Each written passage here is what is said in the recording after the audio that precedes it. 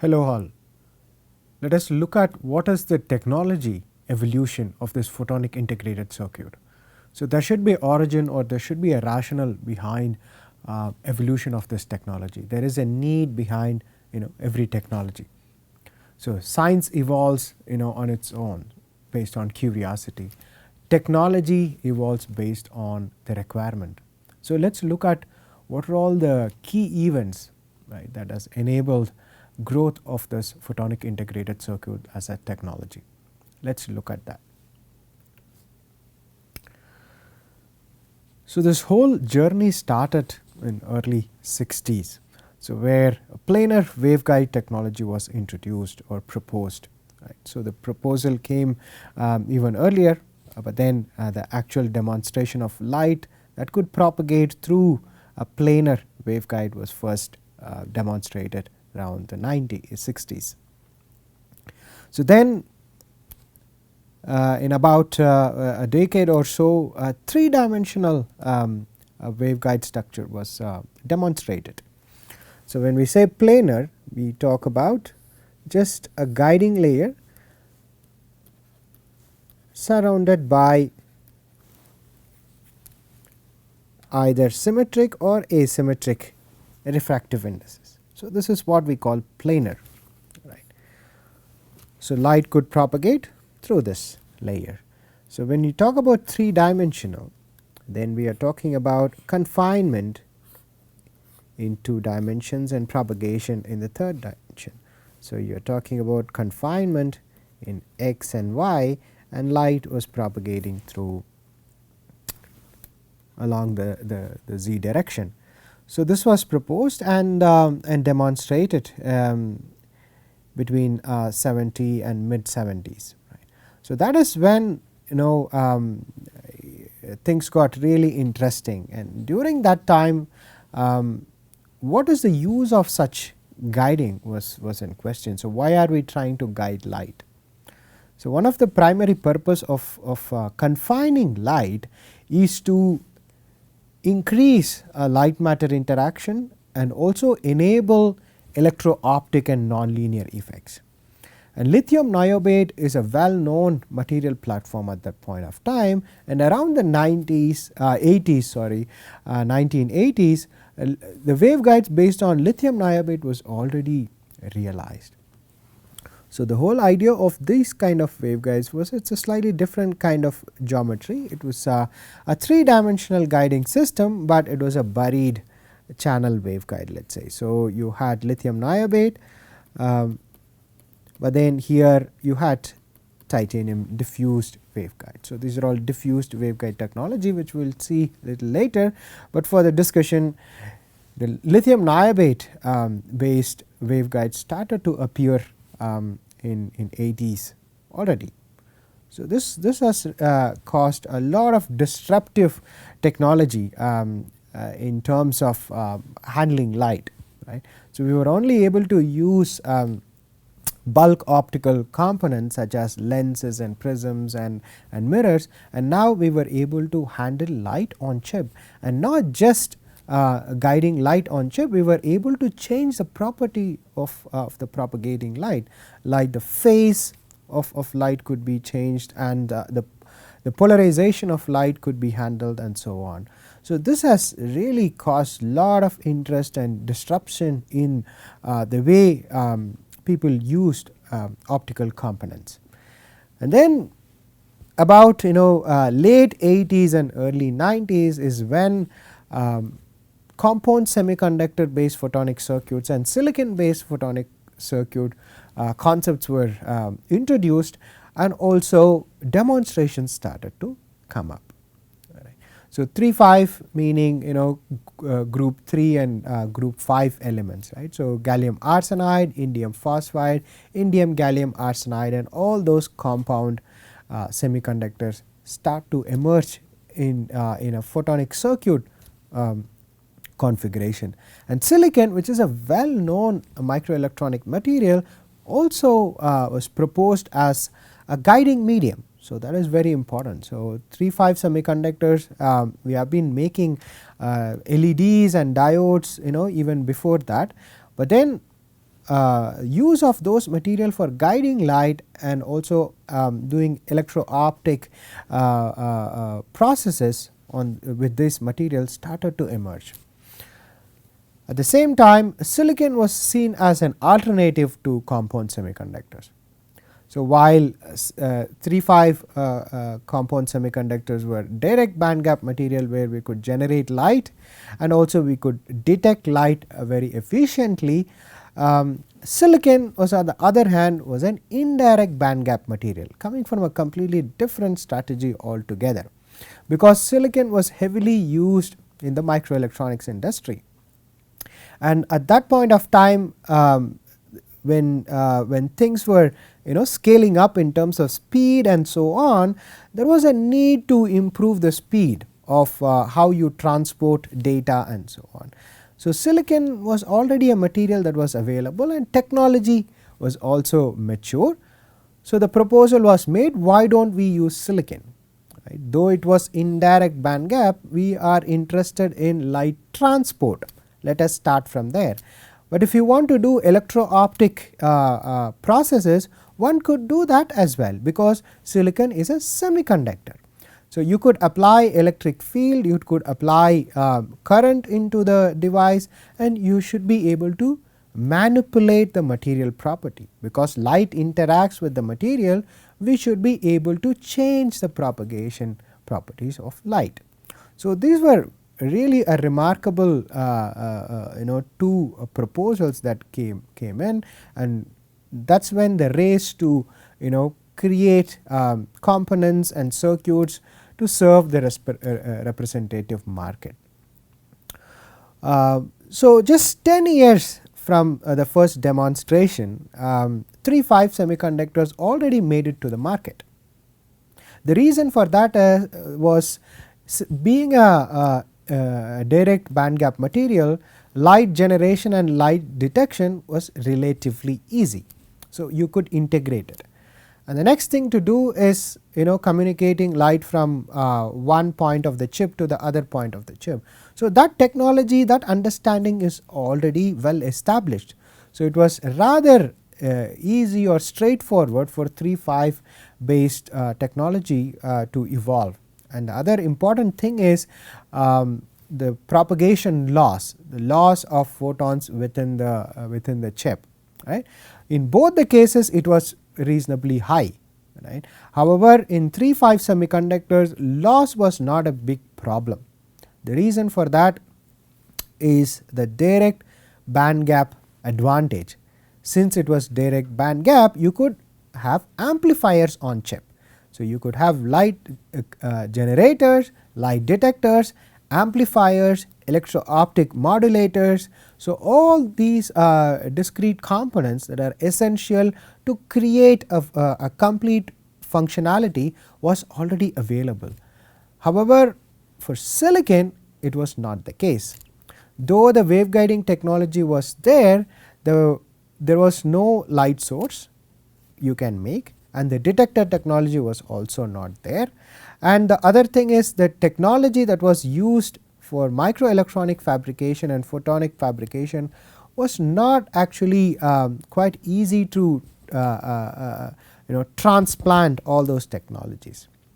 It was initially thought that it would be relatively easy to take all the CMOS technology and then use it for silicon CMOS technology, but that was not the case. There are very critical technological challenges that really stretch the timeline. The initial idea was, oh, the technology is there, let us use it. But photonics works in a different way. Just to give you an example, the losses initially was very high. Though silicon is transparent in, let us say, the telecommunication range, right, 1300 and 1550 range, the propagation loss was high. And during early days, people were unable to understand why it was. Then it was figured out that it is not just the material, we have a structure, it is a 3-dimensional structure. So, light interacts because of the high confinement, light interacts heavily with the side walls and all the interfaces, right. So, you have a waveguide that has 4 interfaces. So, top and bottom, and then the 2 sides. Right. So, based on the polarization that you use, you had very high electric fields along the surface. So, because of that you had lot of scattering, and the other thing is silicon and air or oxide refractive index contrast is very high compared to 3-5 platforms. So, because of this high refractive index contrast, the scattering was also high. So, we know the scattering evolves with fourth power, right, of the refractive index contrast, or delta n, right. So, because of this, the scattering loss was very high. We were unable to realize anything functional using this very high loss. So, that was a critical bottleneck. And the second bottleneck was the technology itself, the contamination, for example. So, we all know light likes to be in a homogeneous medium and high refractive index, but at the same time you do not want any absorbing elements around the waveguide. So, if there is any contamination in the oxide or on the surface, those contaminants would absorb. Examples are some metal contaminations, carbon contamination. So, they absorb light. So, because of these factors, the technology was still trying to evolve, right, to meet photonic circuit technology, moving away from the regular CMOS. So, there was a stretch in the timeline compared to what was achieved in the 3-5 based technology. So, once that the whole thing was sorted, then we had this CMOS silicon photonics. So, that means you are doing all silicon photonics using CMOS processes, right. So, that was the main development in the last 10 years, between 90 and 2000. And from there on things started looking up for silicon photonics, because 3-5 is already there in the market, right. They were selling products, and for silicon based integrated circuit, that is when things started looking up. So, people started to integrate various materials. So, whether we can integrate germanium as a light detector, because germanium was available and as a part of CMOS development, silicon germanium and germanium was used to make strained strain engineering in CMOS, right. So, we used those material to take leverage out of those developments and made detectors out of it. And then how about source, right. So, source, it's a long shot, because silicon is indirect. However, efforts were made to make germanium emit light. So, by doping germanium and by pulling one of the indirect band gap up, and then trying to do some band engineering there, people were able to demonstrate light generation from a photonic IC with germanium doped with tin. So, that was a monolithic integration.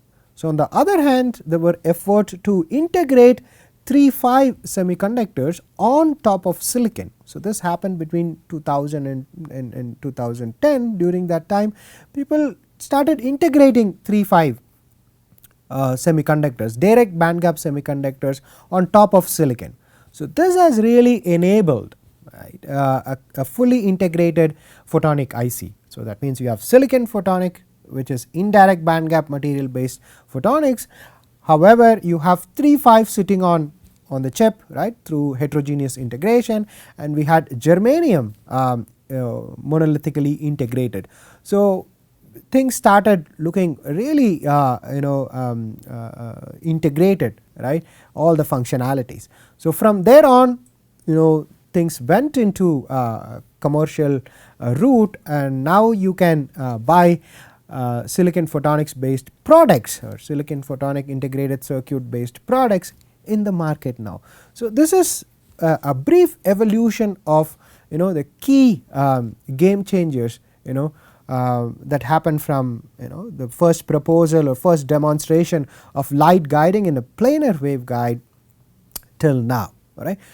So, I just took only the two main players in the field, but there are other platforms that evolved along with this photonic circuit. So, the initial the plane wave circuits, planar light wave circuits were first developed based on low index contrast platform like silica.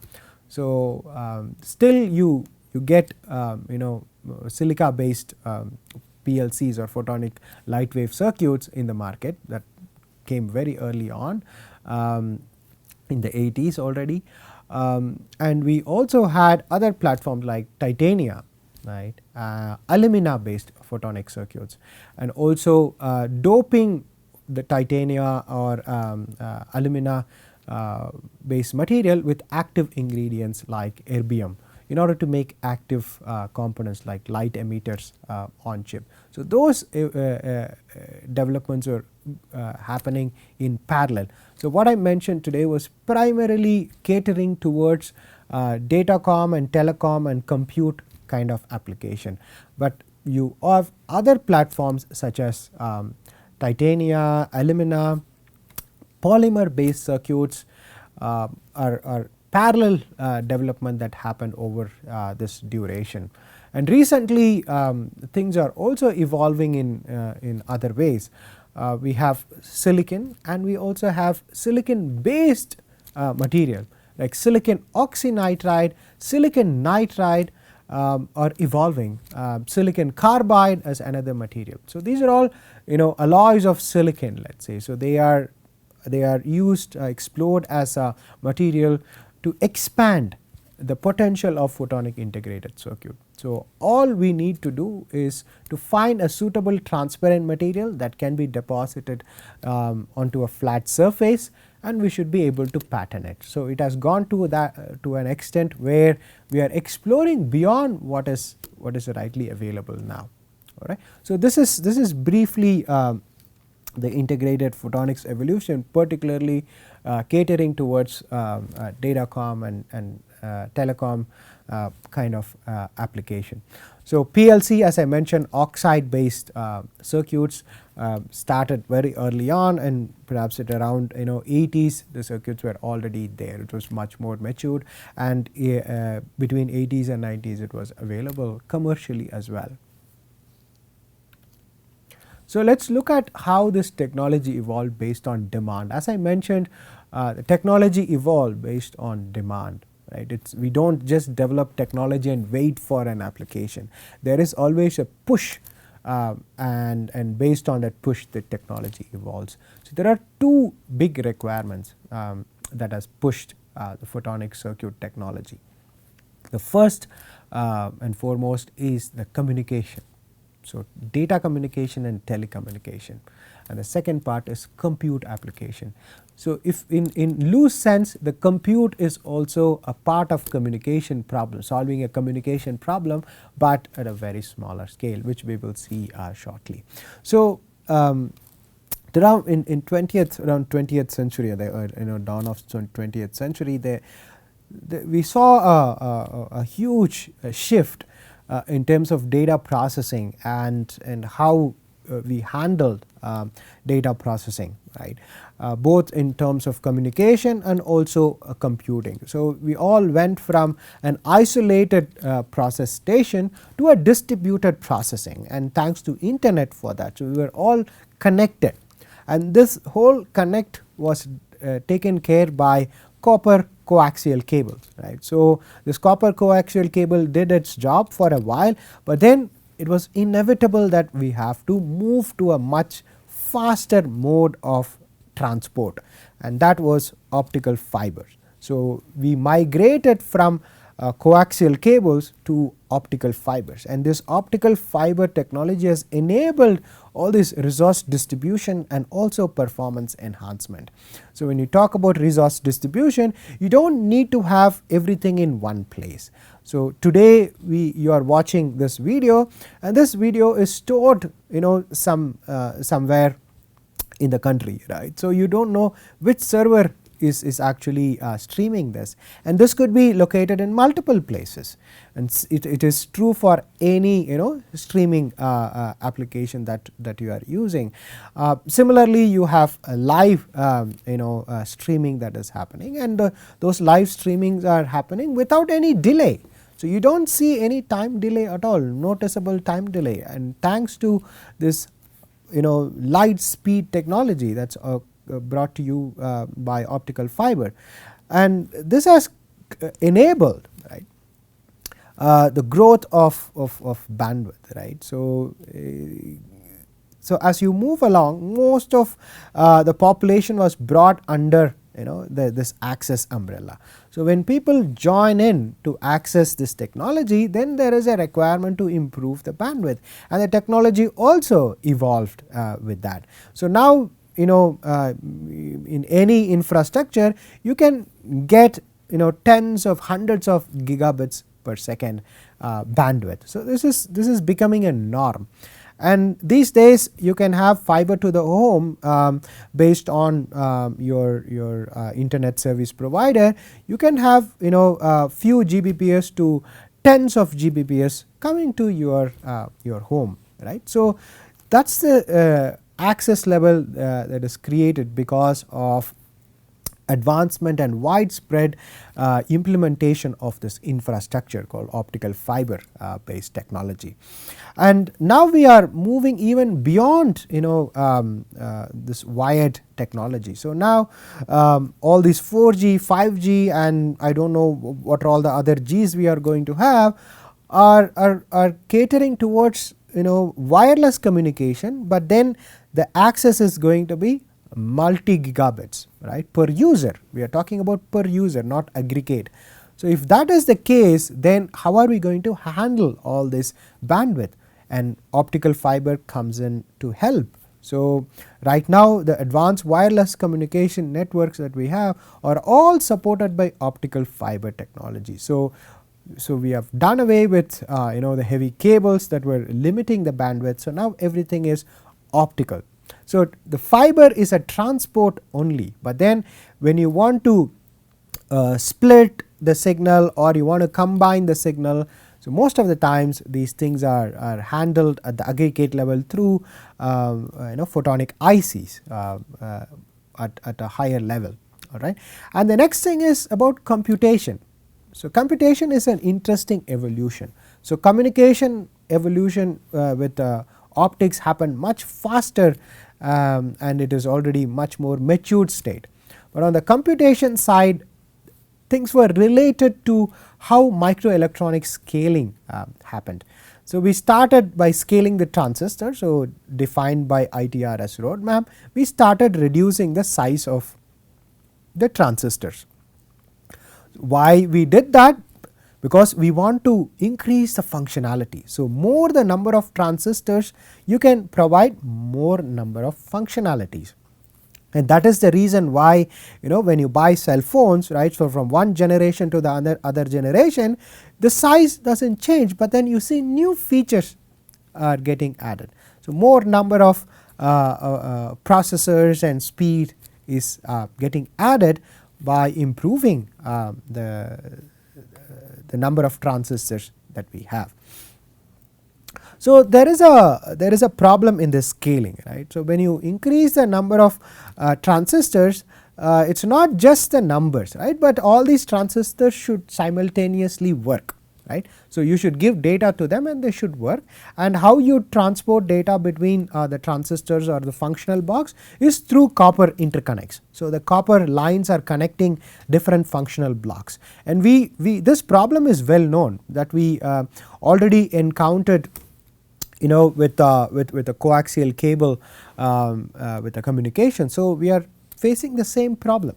So, though the coaxial cables there are advanced versions, but even then we are talking about gigahertz here. So, can we handle those speeds, and there are some fundamental limitation.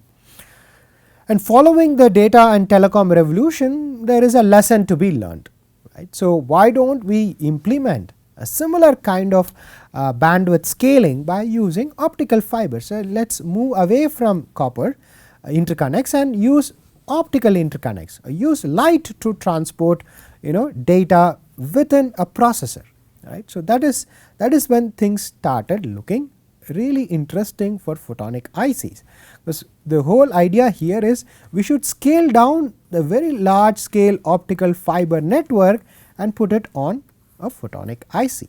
So, that is basically what computation demands were asking for. So, as I mentioned, the bandwidth and loss is really a killer when it comes to communication, right. So, high frequency electrical signals really they suffer from attenuation, right, in the cables and in atmosphere as well when you increase the frequency, right. So, you are talking about 10 30 40 dB when you cross the 1 gigahertz mark. So, even for 10 megahertz, right, your loss is rather high. So, if you go beyond that, it is 2-3 dB per kilometer. This is very high loss. You are talking about communication within a city, within a country, and between continents. So, the advantage of using optical signal based transport is doing all this in a dielectric. So, you are not relying on the electrical signal that is going through. So, you are now talking about optical signals in dielectric. So, the losses can be much lower, and the operating frequency is very high. So, you are talking about 150 to 800 terahertz, right, depending on the wavelength range, which is 6 orders higher than the electrical transmission that we were once we were using. Okay. And that was on the loss front. We were able to justify going to higher frequencies, and using a non-conducting dielectric material would solve the problem. The next question is, how about the loss? How about the bandwidth, right? So, bandwidth, a thumb rule, right, for any communication engineer is the bandwidth is roughly about 10% of the carrier, right. So, if you are using 100 megahertz as the carrier, right, then you will have 10 megahertz as your bandwidth, right. So, that you can use. When now we are talking about terahertz, right. So, if you are using 100 terahertz, right, then 10 terahertz of bandwidth is available, which is huge, right, which is unheard of during the copper days, right. So, from the bandwidth perspective, optical signal transmission was very favorable and scalable as well, because at that point of time we did not have that much traffic actually to fill up the bandwidth that we had, right. So, that was the complete rationalization of why going from an electrical based system to an optical based system is very advantageous. So, that is on the communication front. I briefly mentioned about compute application. So, if you take a footprint of a 90 nanometer CMOS node, this is the real footprint that you see here.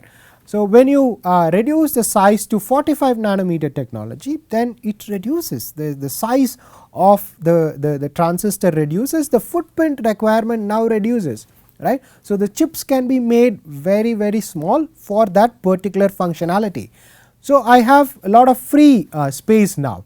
So, what can I do? I can add more number of functionalities or processors there.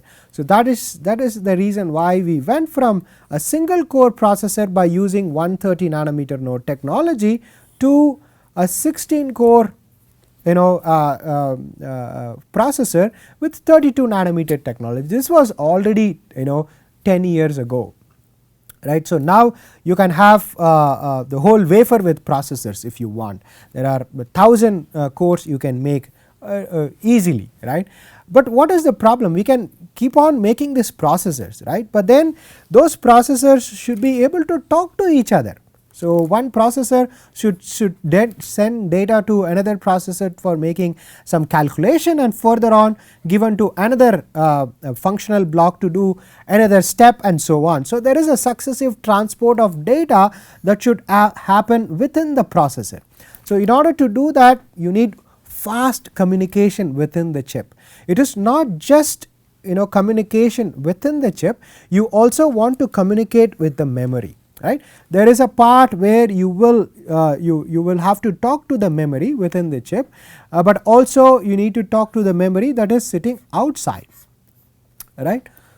So, how do you make this transport of data between the memory and your logic or the core or within the core reasonably fast? Right. Because all these things use copper. Right. So, as we know, copper is bandwidth limited. We already saw from our coaxial cable days. Okay. So, going beyond a few tens of gigahertz is going to be very hard, your loss is going to be very high. So, this is the term that we use to define this bottleneck. It is a bandwidth bottleneck. All right. So, we need to have enough bandwidth. We do not have to sweat a lot because the solution is already known. Right. So, we have this huge optical fiber infrastructure that is already available. So, what we need to do is to scale this down and put it onto a chip, right, which is centimeter scale. So, we have to scale down thousands of kilometer long network into centimeter scale. So, this is where a real interesting scaling comes in, and it is not just reducing the size. When you reduce the size, we know there is a physics involved in this, right. So, it is not that straightforward, and that is the reason why photonic integrated circuits are interesting. So, how do we do this? So, the way to do this is by making light confined, right, into a very small space that we could manipulate. So, the basic concept of a photonic integrated circuit is same as that of an optical fiber. So, there is no difference. The whole idea is confinement of light. So, how do you confine light? So, the two traditional ways of confining is there is 1D confinement and there is 2D confinement. Okay. So, in 1D confinement, so this is infinitely thin slab, but then it is confined vertically. So, the light cannot escape vertically, and this is one dimensional confinement. And in case of two dimensional, you can either take a simple optical fiber where both in x and y direction it is confined, you cannot escape in both x and y direction, it is confined while it propagates in z direction. Similarly, you can have a channel waveguide type. This is a circular waveguide type, and this is a channel waveguide, which is a rectangular waveguide where you have a two dimensional confinement here again, right. So, by using this confinement, we should be able to put light into action on a single chip. So, let us look at some of the evolution that happened on this optical system. So, the first generation, what we call the conventional optical system, right, we used mirrors, prisms, lenses, and so on. This is just a give you a flavor of what are all the components that we used, and how do you align or put all these components into use by aligning them. So, you have to align all these components in an optical table and then use their functionality to realize a global functionality. So, how the light propagates from one to the other component is through free space beam. So, you had a free space, this could be inside vacuum or in air, we were able to transport light through free space, and this is all in very large size. So, you take an optical table, this is all in meter scale circuits. Even if you want to turn a light beam, right. So, a right angle turning requires a lens system here and then a mirror here and a lens here, which will easily take a meter by meter, let us say. Okay. So, if you are going to do that for any experiments. So, then the second generation people try to make use of the semiconductor technology and waveguiding schemes, right. So, the semiconductor technology gave us light emitting diode. So, now we had very small diodes instead of gas lasers. So, I could say here gas lasers, right. So, we were using gas lasers as very high light emitting sources. In the second generation we were using micro optics. So, we reduced the size of all these diodes, and we were doing light emitting diodes, we were doing laser diodes, and the lenses were really thin now. So, instead of just lenses, you could also say thin lenses. So, we were able to confine or reduce the size of this lens by using different type of material, and then optical fiber was used to confine light and propagate as well. However, we still needed alignment between these discrete components. So, if you want to couple light from a laser diode to an optical fiber, you still needed a lens, right, in between these two. At the same time, you want to align these three components. So, you had laser diode, you had lens, and then you had optical fiber. So, if you want to put light from a laser diode into your fiber, you have to align it. So, that means the alignment becomes necessary, and the light was in free space when it is not guided in the optical fiber, right. So, however, the circuits are now, at least the configuration or the system is now centimeter scale, right, because we had thin lenses and the laser diodes are now semiconductor diodes. They are reasonably small in size. And then came the third generation of technology, that is our integrated photonics technology. So, in integrated photonics, we try to squeeze the light even into small volumes. So, it resulted in single mode channel waveguides, right, compared to multi-mode technology that was earlier used, and we had laser diodes and LEDs which were now integrated into a single platform. So, the alignment was not necessary here at all, because you can have light sources, you can have detectors, you can have waveguides, and you can have all the functionalities, electro-optic, acousto-optic, any kind of functionalities you want is now integrated on chip. So, that was a big improvement. So, we did not see any need for external alignment. So, everything is already aligned during fabrication process itself. So, now the propagation is through waveguide. So, light is not coming out at all. So, it is generated on chip, detected on chip, and manipulated on chip. So, there is no need for light to come out as a free space beam.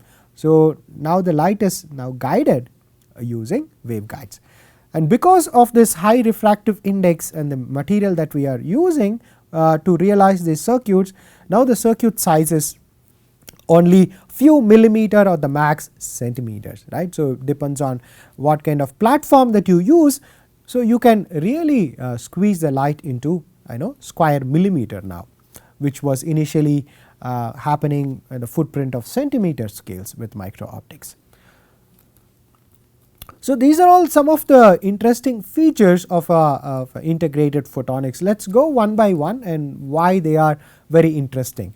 First of all, we can use electromagnetic optics in order to understand integrated optics. Unlike micro optics and conventional optics, where ray theory was still useful, when you go to integrated photonics, ray theory will not help you. The reason for that is the structures that we are going to use are much smaller than the wavelength itself. So, when you have structures smaller than wavelength, then ray optics fails. So, you need wave optics, and if you want to have extensive understanding and design basics, you need electromagnetic optics, which we understood very well. So, that platform is available, and there is no alignment problem. So, it is a stable alignment and everything is fabricated on chip. We do not have to worry about external alignment unless you want to take the light out and put the light in. So, that there is an alignment needed when you are coupling light from a fiber or a diode from outside onto a chip. So, you can control the modes inside. So, when you say guided modes, these are all the solutions to the waveguide structure that you have, the Maxwell solution to the waveguide, and the energies are now transported using this guided mode, and you can control the propagation of this mode. We will see in the components section in the next class how we can do this, and you can use very low voltages to control light now. So, let us take an electro-optic effect. You apply an electric field to control the propagation. So, now the light is confined in a small volume. So, that means you do not need very large voltages, right. So, like kilovolts of voltages is what people used to use for similar kind of processes. Now, it needs millivolts to volts, few volts only, right, and you should be able to operate these devices at high speed. Again, thanks to this confinement and low voltage, you can swing your voltage really fast, because the time constants are now going to be very small. The material would react very quickly to the voltage that you have. At the same time, the light will also react to this changes in material with high speed. And the next thing is, once you confine light, you can have very efficient light matter interaction, which is interesting both for technology aspect and also understanding light and science aspect as well. So, now you are confining light in a sub wavelength regime, right, and if you can do that, your optical power density increases. So, that is the next point. So, optical power density increases. If one could increase optical power density, you can do interesting linear and non-linear optical experiments on these kind of things. And this is not only confined to experiments, right. You can do non-linear processes that would result in new wavelengths, for example, right, and you can do interesting optical signal processing using this high optical confinement. Next thing is compact circuits, right. So, we already saw, because of this integration and high refractive index, you can make complex circuits and compact circuits, right. And by choosing the right material platform, you can make this integrated circuit manufacturing high volume. For example, we talked about 3-5 semiconductors where we can use wafer scale technology. Similarly, silicon, right, we can use CMOS microelectronics fabrication technology in order to do large scale high volume manufacturing. We can do polymer photonics, where we can just use printing process, right. So, wafer scale, chip scale manufacturing can be easily realized. And the other interesting thing is, you can integrate different chips together, functionally different. For example, I can take a sensor chip that can be integrated with a photonic chip. I can take an electronic chip and then integrate it with a photonic chip. So, then it becomes modular. So, the modular approach brings you a lot of richness in functionality realization.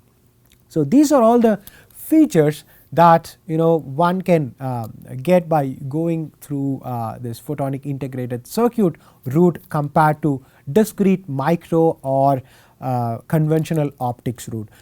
Still for some of the application, people prefer to use conventional optics. For example, high power application and even imaging application, people use conventional optics, but things are moving now closer to integration, where you could realize all the functionalities that you want onto a single chip with a lot of advantages that we just discussed. I think with this you must have gotten a clear understanding of the technology evolution and what actually pushed the evolution of photonic integrated circuits and its features as well. Thank you.